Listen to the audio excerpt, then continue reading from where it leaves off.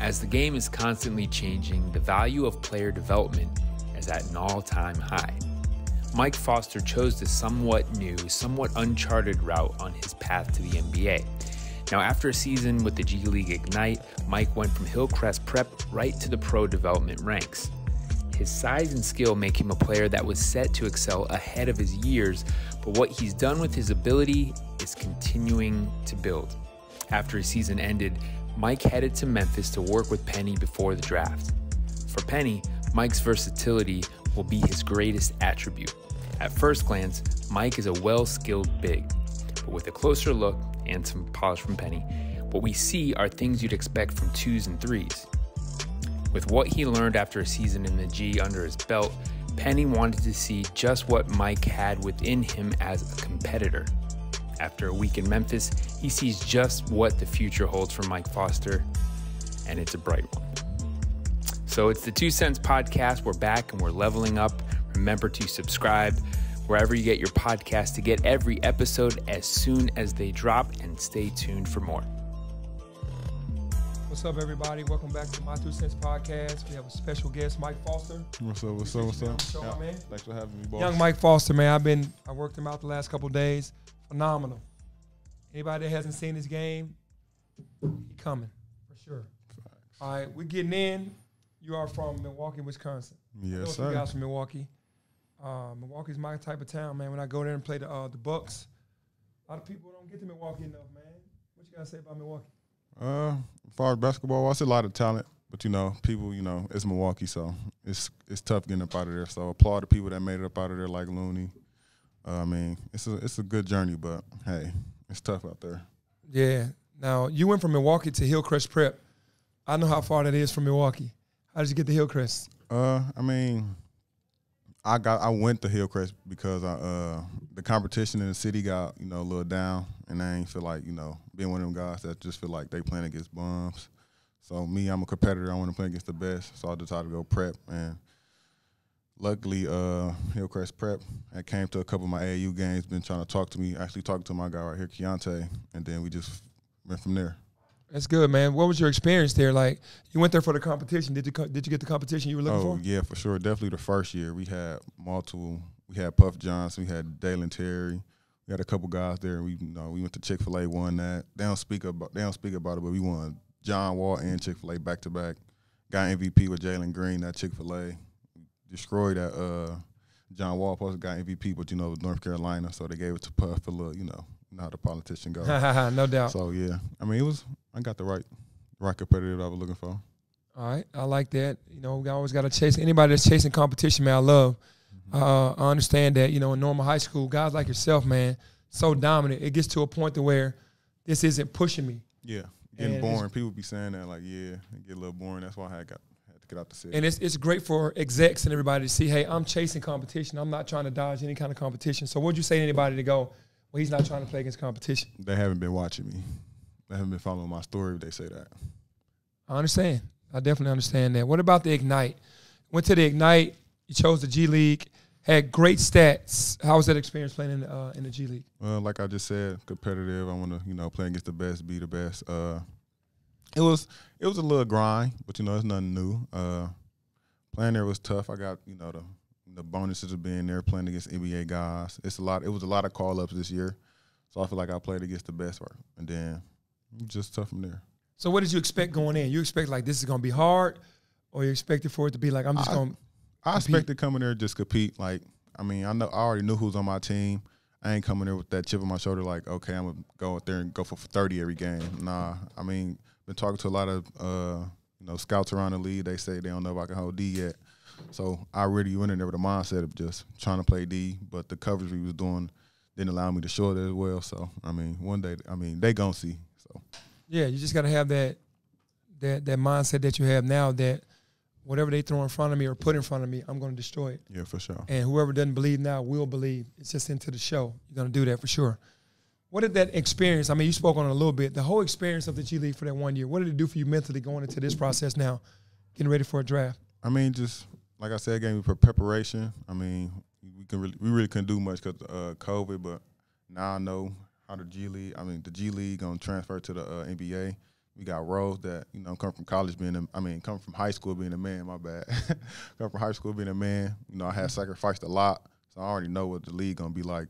Just playing the role they giving me, you know, I'm ready to embrace the roles. So if a GM comes to you and say, are you afraid to go into a situation, not be cocky, but be a leader, like on and off the court? Oh, yeah, for sure. You could do that? Yeah, for sure. You're not afraid? You know if somebody's half-assing, or I feel like I can add a voice here and there, you're not afraid to do that? Yeah, and I feel like me personally, I gravitate to being more of a leader than anything. I mean, just my, you know, my presence and then my energy on the court. I mean, it just happened. Nobody really got to tell me, Mike, you got to be a leader. It just happened. And if it's not, I mean, in the G League, that year I didn't really gravitate to be the leader because we had vets. Then, you know, the coaches had who they had, wanted to be this and that. So I'm like, hey, I'm just going to stay in my role and be me. Yeah, well, that shows that you can adjust and adapt, because that's big too. Yeah. Because I remember, you know, James Wiseman played here.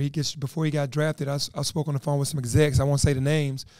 And they said he's not going to be the first, second, third, or fourth option offensively. Now, James has always been first option on every team. Yeah, fine. We just need him to set screens. We need him to run the lane. We need him to rim protect. And we need him to be vocal. That's it. And that was very hard for James, because now he has to adapt. So you're showing that you can adapt to any role that they put you in. If they say we need you to be a two-way player, go ahead, yeah. You ready for that? Facts.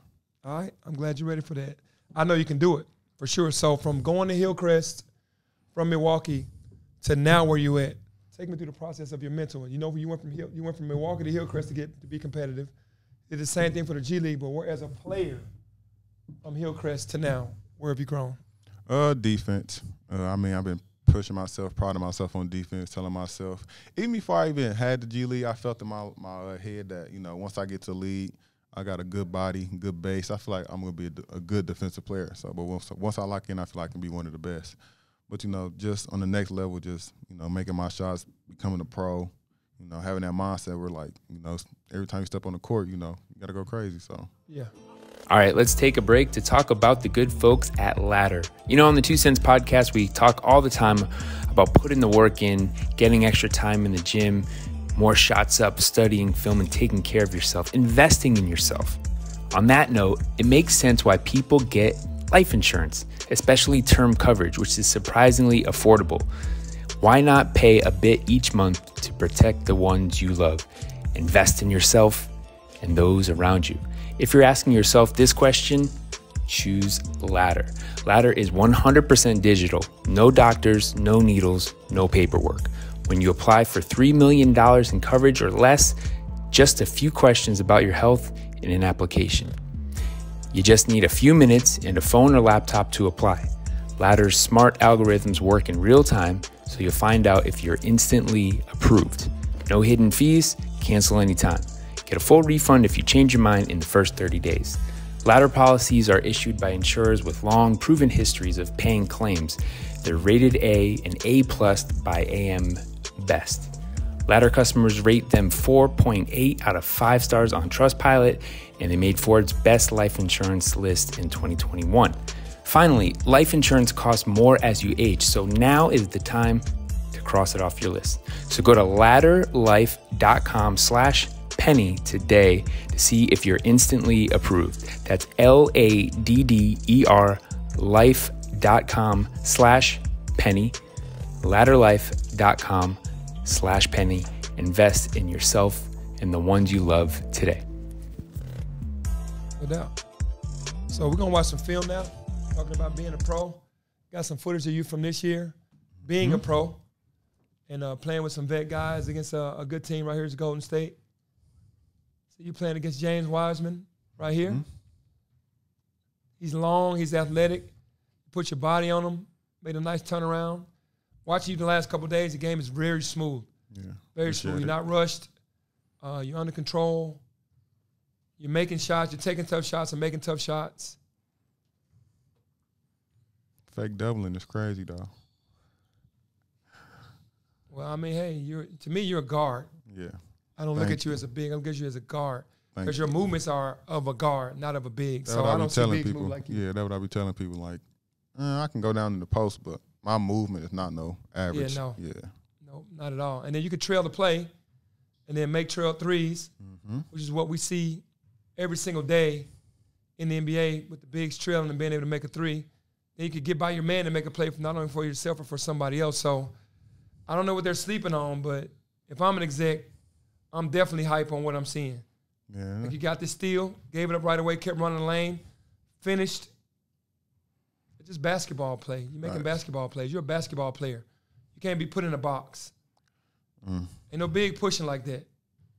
I don't know one big in the league that's supposed to be a big that's taking the ball off like that and getting down the court with that speed and then being able to pull up a three and then make it. I actually went on like a 11-0 run by myself on that game right there. It's in you though. Yeah, You've for been sure. built that way. So it's not going anywhere. Yeah. I think understanding the game more is something that it's like every rookie. When you come into the game, it's things that you got to learn. But what you have can't be taught. Yeah. Can't teach that. I feel like I'm a Just quick be learner attitude. anyway. I feel like a quick learner anyway. And that's all you have to be in the league. Whatever I don't know, I'm willing to learn. I feel like I can pick up on it right away. Facts. The one thing I love is how physical you are, though. You're not afraid of the contact, taking the contact to people. Definitely do. He be my guy. He be hacking though. You know, them older guys, they want to let you get off, man. They trying to get in the league. Facts. I think I had like 23 this game too. 23 and like 12. All I can say to you, man, is your numbers prove it. You just keep going in there with that chip on your shoulders because I see your game, and I don't understand how they can't see what we see, but in due time. I feel like they do. They got to see it. They got to see it. It's hard not to. I mean, I've been doing it forever. The camps. Definitely the camps. It's like these against vets, veteran players. And I know you would have destroyed college. You destroyed that, but you really would have destroyed college. That's the talk all the time.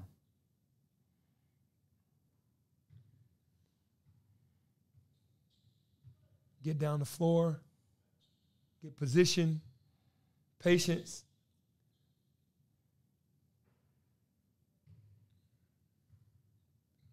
I ain't seen nobody stop the fadeaway yet.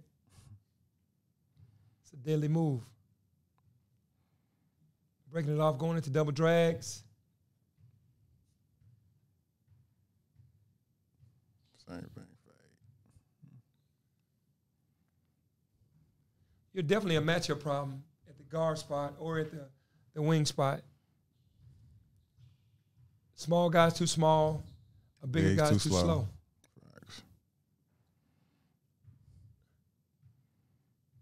So now we're saying to everybody that's going to be seeing this film, you see the real deal. Look how you're getting down the court. You lay the ball up, athletic finish, and then you're sprinting back down the court. That's about being a pro. Man, I never got none of my blocks up here, though. That's what they say. I can't guard. I can't, what's the name, but, you know.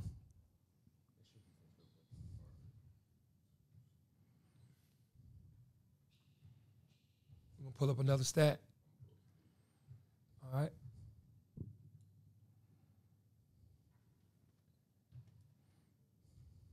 But now, what you think about the G League, though? You think you would have went that route? No.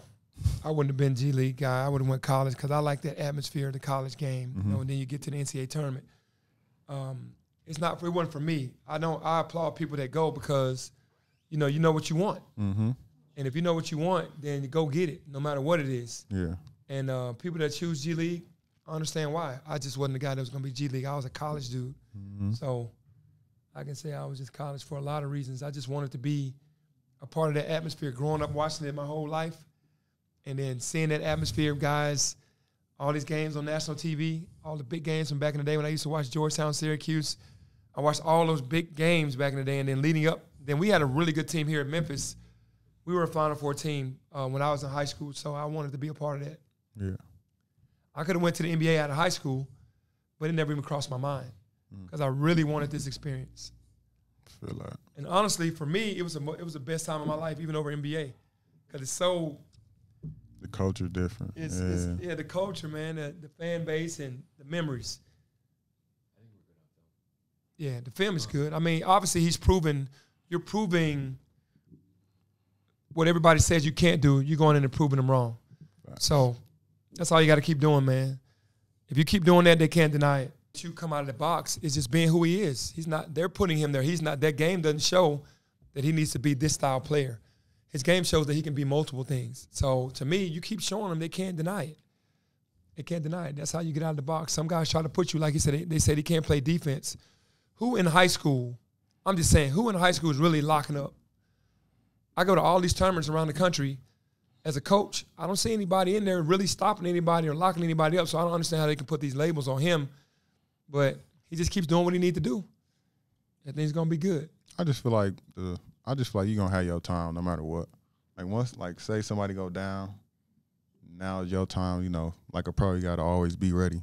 So I feel like I'm going to get the time and I'll be under the spotlight one day and everybody going to be like, oh, how you get that? It ain't how you get that. Why he just not showing it? It's not why he just not showing it.